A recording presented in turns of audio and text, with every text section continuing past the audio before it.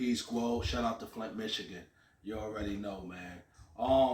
We got a banger coming up this weekend. We got that Puerto Rican monster, that Puerto Rican beast. Where Brooklyn at? Where Brooklyn at? Edgar Belanga. Laga. The Laga. Sound like my favorite beer, that Laga. He sounds like he comes from a family that could make some banging ass rice and beans. The empanadas is hitting. He's on the stool. He got the Daddy Yankee on, and he's ready to go to war at any given moment. Lot of plantain. Yes, sir. Yes, sir. I don't know who he's fighting, but what we being told, he got a worthy adversary coming up on Saturday, and it's gonna be in New York, hometown. It's definitely gonna be in New York. What you think about him, man? I think his last two fights. Well, you saw the one when he was in the undercard. Yes. It looked kind of. Yeah, he got tested in the undercard. Don't get it twisted. We gonna have these names and these divisions for y'all, but we do. Right. Well, he's in the middle. He's a super middleweight. I know that. He's a super middleweight.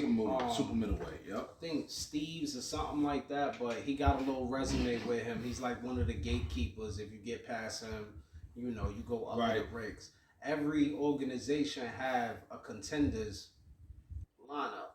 So that's how you become a mandatory for that organization. Gotcha. You could be number 5 on the WBO and number one at the WBC, and you'll be the mandatory for the WBC.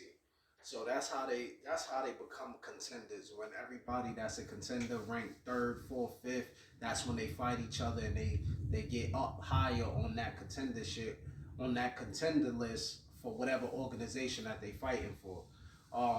Belanga, his last 2 fights, I didn't like him. He was pushed to the limit. He got knocked down in his first fight, the first of the last 2. He got knocked down. He had to face adversity. He's used to knocking people out. He's a knockout artist. It's hard.